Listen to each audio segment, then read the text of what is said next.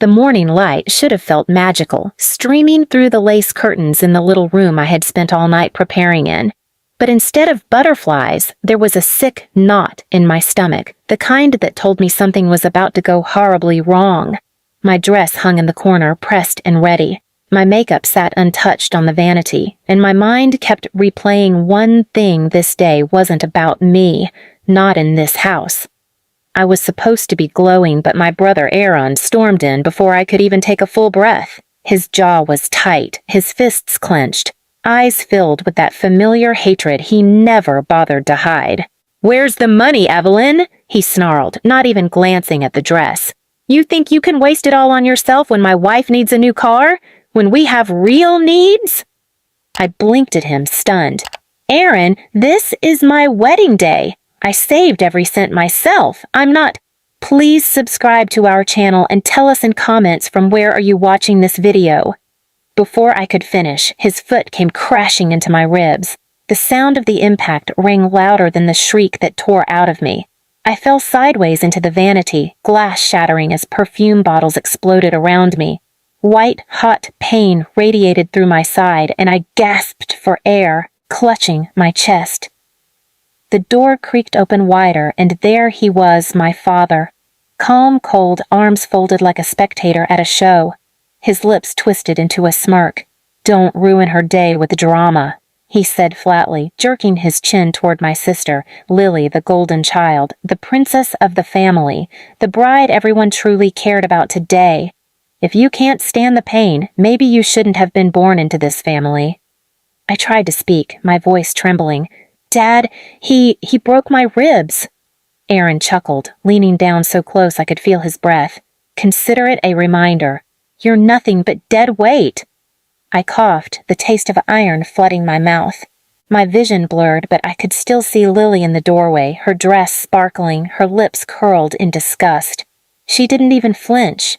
"God, Evelyn," she scoffed. "Always making a scene. Can't you just be invisible for once?" My chest tightened with something far worse than pain humiliation. Everyone was laughing, my brother wiping his shoe on the rug like I was dirt. My father muttering, "Pathetic," under his breath. My sister rolling her eyes, already fussing about her hair and makeup, as if my broken ribs were just background noise. I forced myself up against the wall, every bone screaming, but none of them cared. "This is my day," I whispered through clenched teeth. "No!" Aaron spat, smirking. "This is her day. You don't get days. You don't get anything." Their laughter followed me as I staggered to my feet, one arm clutching my side. I looked at them, the family who had done nothing but strip me of dignity piece by piece, who thought my pain was entertainment, who thought my silence meant defeat. And something inside me shifted. The tears dried in my eyes, the sobbing stopped in my throat, and a cold, dangerous calm settled over me. If this was how they wanted to play it, I would make sure they remembered this wedding forever, not for the flowers or the music or Lily's perfect smile, but for the day Evelyn stopped being their punchline. I couldn't even breathe without sharp pain tearing through my side, but somehow I managed to slip out of that room. Their laughter was still echoing behind me, bouncing down the hallway like a sick anthem. Each step made my ribs ache, but each ache hardened something in me. I wasn't going to let them see me crawl. Not anymore. I found myself in the tiny bathroom at the end of the hall. I locked the door, turned on the faucet, and stared into the cracked mirror. My reflection barely looked human, pale face, mascara streaks, blood drying at the corner of my mouth. My ribs throbbed with every shallow breath, but behind the mess, my eyes looked different. They weren't just hurt anymore. They were dangerous. I leaned closer, gripping the sink with trembling hands. "You will not ruin me," I whispered to the mirror. Not to Aaron, not to Dad, not to Lily. Not anymore. For years, I had swallowed their poison. I had been the easy target, the scapegoat, the so-called street garbage they threw insults at when they wanted to feel taller. I had been the sister who did the chores while Lily wore the crown, the daughter who could never measure up to Dad's standards, the shadow in every room. But something about that kick to my ribs, that smirk on Dad's face, that scoff from Lily, It rewired me. I wasn't going to leave this day in pieces. If they thought I'd play the victim one more time, they were dead wrong. I forced myself into the shower, clothes and all, letting the cold water shock me back to focus. My hands shook as I cleaned my face, combed through my wet hair, and pulled myself together. Every bruise screamed, but my mind was strangely quiet, focused, sharp. When I finally walked out of that bathroom, I was different. The house was buzzing with preparations, laughter, champagne glasses clinking, relatives fussing over Lily's veil. No one looked at me twice. I was invisible again, and for the first time, I welcomed it. Being invisible gave me the space to plan. I slipped past the living room, past the crowded kitchen, until I reached Dad's study, his throne room, the place where he kept all the strings he pulled. The heavy oak desk was littered with papers, contracts, business files. Dad's empire wasn't built on honesty. I'd known that since I was old enough to read. He thrived on intimidation, shortcuts, and fear. And there it was, folder after folder, carelessly stacked. Documents about unpaid contractors, shady deals, signed agreements that looked like they'd been forged. Dad had always underestimated me. He thought I was too stupid, too broken to understand what he did behind those doors. But I understood perfectly, and for the first time, I realized just how much power he had left unguarded. I slipped a handful of papers into my bag, my heartbeat thundering in my ears. I took photos with my phone, each click of the camera a tiny act of war. Then came Aaron. His arrogance left trails too. Messages on his unlocked laptop bragging to friends about how he handled clients with threats, how he skimmed cash, how he used Lily's wedding as his big chance to flaunt wealth he didn't earn. And Lily? She wasn't just the sweet princess bride everyone thought. Screenshots on her tablet showed a different story. Debts hidden under fake accounts, secret conversations mocking even her own fiancé, treating him like a fool she'd snagged for money and status.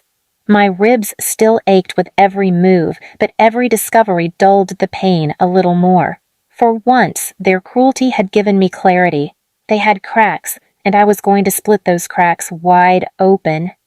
I returned to my room, slipping back into the corner like I had never left. Outside, the music started, guests arriving, voices rising with excitement. I sat silently, holding my phone, scrolling through the evidence I had just collected. Every photo was a weapon. Every file was a match waiting to be lit. Then I heard it again. Dad's booming laugh downstairs. Aaron's voice bragging about how family keeps order. Lily's shrill giggle floating above them all. It used to make me feel sick. Now it made me smile. Because I finally knew something they didn't. They thought I was weak. They thought I would vanish into the shadows like always. But I was planning something they would never forget. Something that would shatter their perfect image in front of the same crowd they had forced me to live beneath for years.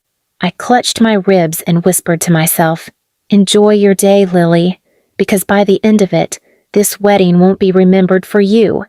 It'll be remembered for me." And for the first time that morning, I felt a calm, chilling satisfaction.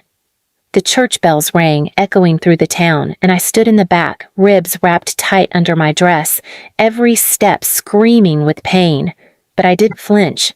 Not anymore. Today wasn't Lily's fairy tale. It was mine.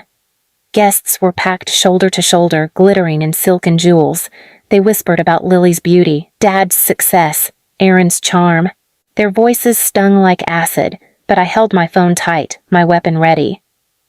When the ceremony began, Dad strutted down the aisle like he owned the world. Mom walked with him, her nose tilted high, whispering to relatives about how proud she was of her golden daughter. Lily followed, glowing in her white gown, smugness etched into every smirk she gave. And Aaron? He stood at the altar like he was about to crown himself king. I sat in the last pew, my hand steady, my phone connected to the giant projector they'd set up to stream Lily's wedding photos for everyone. Only, I hadn't uploaded the pictures Lily wanted. The pastor opened his mouth to begin the vows. That's when I stood. "Before you bless this marriage," I said, my voice cutting through the silence, I think everyone deserves to see who they're really celebrating." Gasps rippled across the pews as I lifted my phone and tapped the screen. The giant projector flickered, and then, instead of Lily's engagement photos, Aaron's group chats appeared in bold letters. Messages about skimming money, laughing about threats, calling clients idiots who paid him to shut up. The room exploded, gasps, shouts. Aaron went pale, lunging toward me, but I raised my voice louder. "Wait, there's more." The screen switched to Lily's tablet screenshots, her fake accounts, the debts, the conversations where she mocked her fiancé, calling him her puppet with a wallet. The groom's face twisted from joy to rage as he yanked his hand away from hers. "You, what the hell is this?" he shouted, his voice breaking.